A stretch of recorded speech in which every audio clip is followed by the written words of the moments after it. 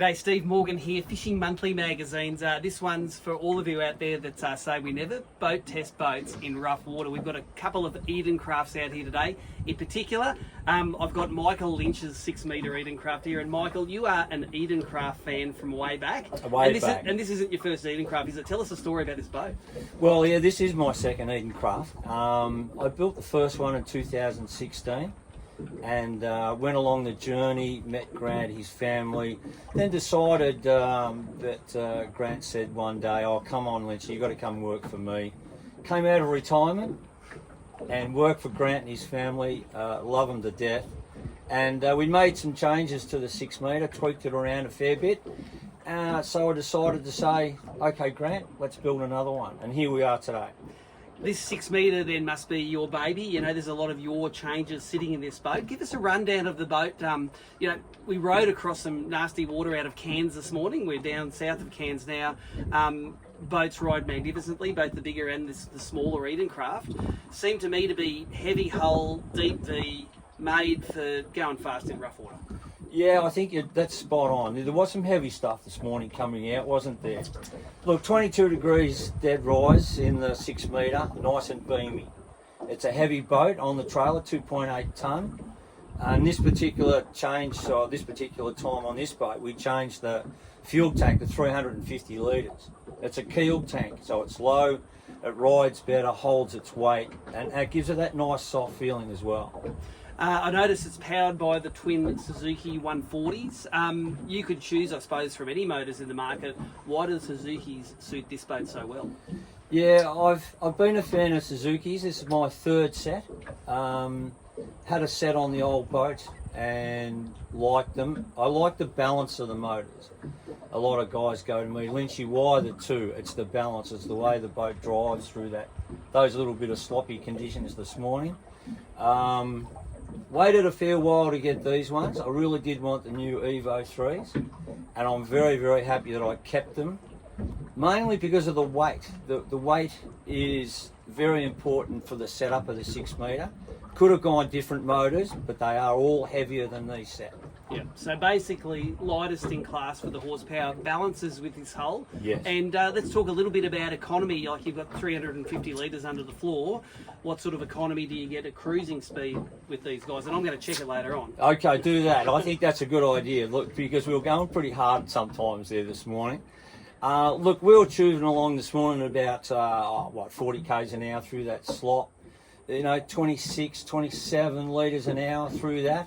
Twin motors, good. That's good running. So that's collectively nearly 1.5 kilometres per litre of fuel burned. Yes. Which gives you, like I'm doing the maths, theoretical range, a bit over 500 kilometres. So yes. That's pretty ample to, you know, in this part of the world to get out to the reef, but maybe in your part of the world to go chase the tuna all day long and not worrying about filling up. You don't have to carry those jerry cans, those pesky jerry cans that we've all done in the past. And a lot of the customers down our way, especially say South Australian people, go out and stay on the beautiful islands like this, and they don't want to come back. They want to stay the night. They want to fish the next day.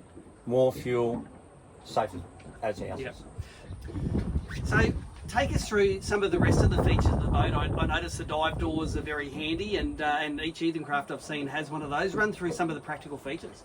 Yeah, I think from my first boat, I never had a dive door. Now the dive door is in the mould, so it's a better door. It doesn't leak water. It's sealed better. It's custom fitted.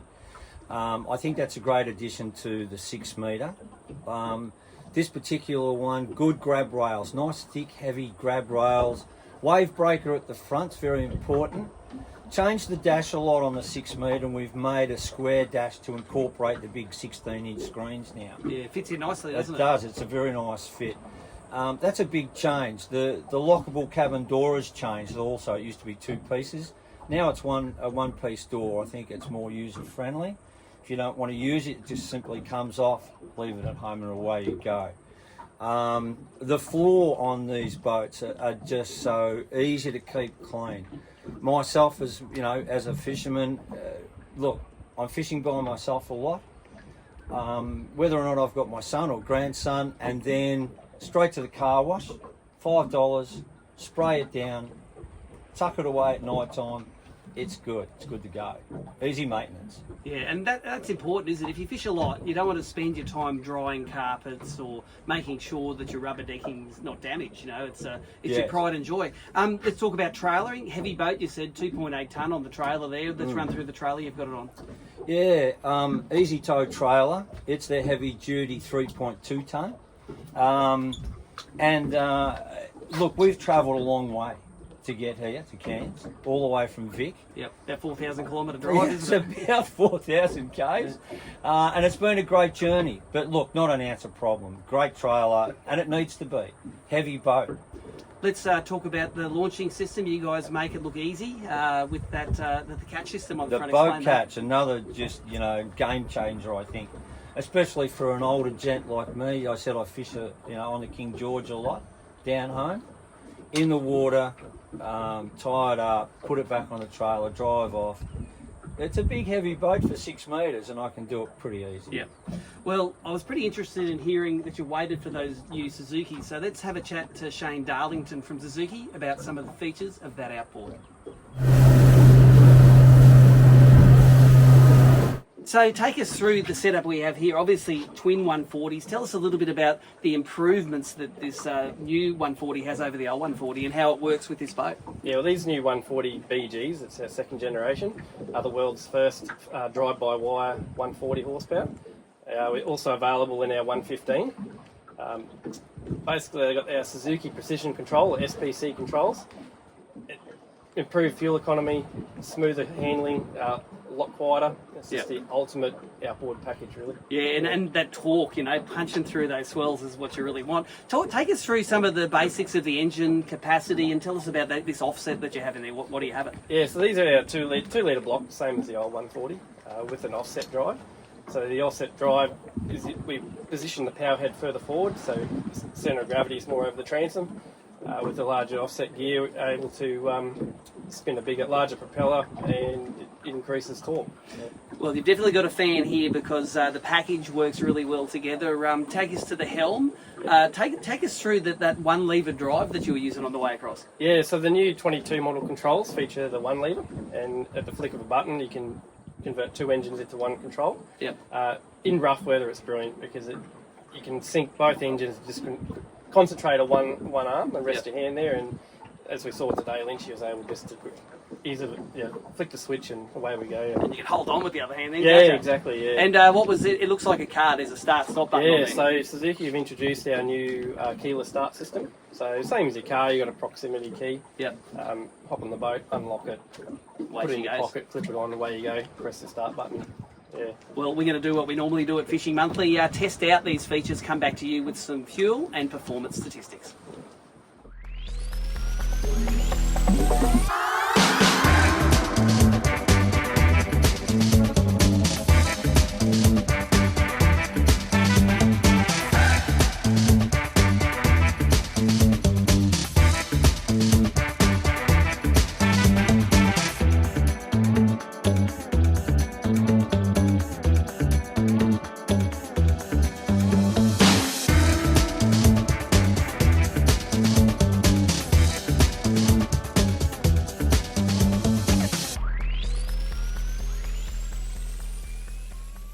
So there you go. That one was for all the YouTubers out there that think we never go out in rough conditions, all the way from Cairns down to Fitzroy Island in a stinking northerly, maybe 10, 15, up to 20 knots at times.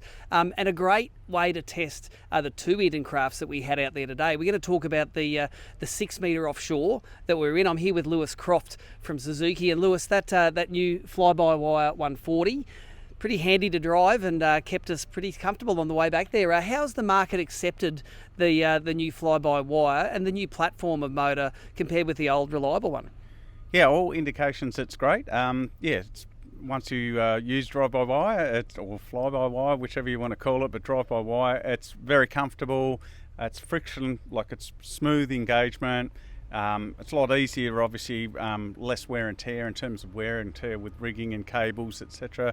But yeah, more of that ease and comfort, very precise. We redesigned the new binnacles with it, and obviously the new engines. Yeah, look, they really respond quite well.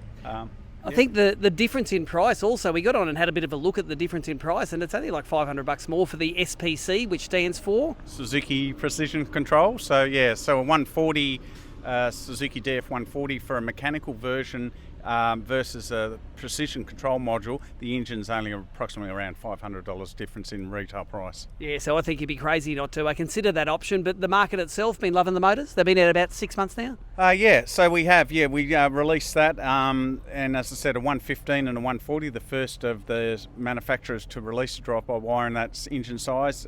Particularly, it's always been on the 150 plus, but definitely majority of our range is all pretty well in the larger engines drive-by-wire, and it's very well accepted. Well, there you go. That's Suzuki's word. But of course, we don't believe anything the manufacturers tell us. We did our own performance statistics, and this boat here revved up to 5,700 RPM, doing 74 kilometres an hour.